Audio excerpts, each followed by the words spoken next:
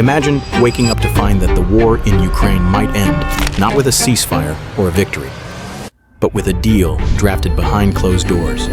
A deal that asked Ukraine to surrender territory, shrink its military, and lock NATO out forever. And the craziest part, the pressure to sign is coming from America. If you look, it's just moving in one direction.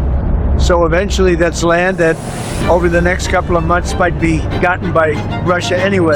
Right now, Washington and Moscow are quietly circling the same document. A 28-point peace proposal that would redraw the map of Europe, restructure Ukraine's military, and set strict limits on its alliances.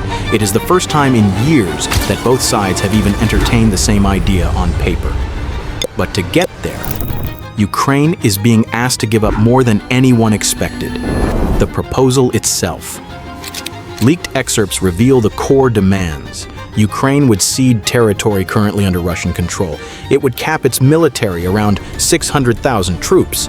It would pledge permanent neutrality in its constitution, and it would give up any future NATO membership.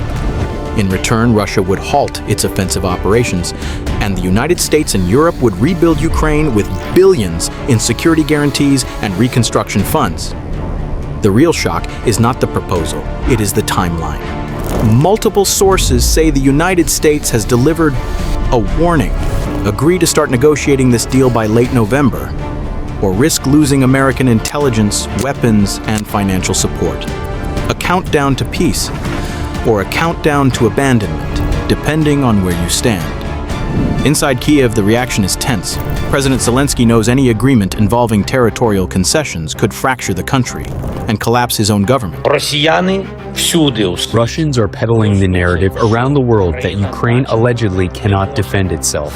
It is not Ukraine that must be pressured for peace, but Russia. But without American support, the national Ukrainian interest must be taken into account. We are not making loud statements. We will calmly work with America and all partners. Ukraine cannot sustain a long war.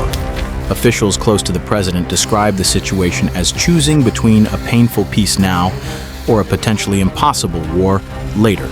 Putin has not accepted the deal, but he has not dismissed it either. He called parts of the American proposal a possible basis for peace. Полагаю, что и он может быть положен в основу окончательного мирного урегулирования. For a Kremlin that usually rejects everything from the West, that language is unusually open. It signals something important. Russia is studying the offer, which means the negotiations are not fantasy. They are real. Across Europe, the reactions split fast. Poland, the Baltics, and parts of Central Europe quietly support pressure on Ukraine, arguing the war cannot go on forever. But France, Germany, and the Nordic states are alarmed.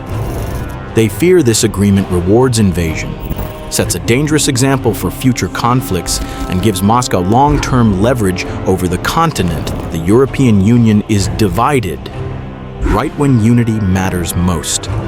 Here is the part no one wants to say out loud. This deal is not just about peace, it is a pressure valve, sitting on top of a war that has already pulled in nuclear powers, and if the negotiations collapse, the next phase is not a longer war. It is a wider one, because if Ukraine rejects the deal, Russia could push further, NATO could respond, and the chain reaction would not stop in Europe. A single miscalculation, a single strike that crosses a border, a single radar blip interpreted the wrong way could turn a regional conflict into something the world has not seen since 1945. At stake is not just territory. It is the credibility of alliances, the stability of nuclear doctrine, the balance of power in Europe and Asia, and the future of American leadership. If Ukraine accepts the deal, the war freezes. But a precedent is set. Large countries can take land by force, as long as they wait for the world to get tired. If Ukraine rejects it and the United States pulls support, Russia gains momentum. China watches, Iran pays attention, and every conflict on the map becomes a test case for how far the powerful can push. This is not just a peace plan, it is a hinge moment, one turn toward diplomacy, or one slip toward a war the entire world would feel. 28 points, one signature, a choice that could reshape the security map of Europe for the next 50 years. Is this the peace Ukraine needs, or the peace Russia always wanted, or is it something stranger? a turning point that no one's prepared for. If this breakdown made you rethink what is really going on, subscribe for more deep dives, turning points, and power plays they don't want you to see inside Room 45. Because what they're not telling you might be the most important part of the story.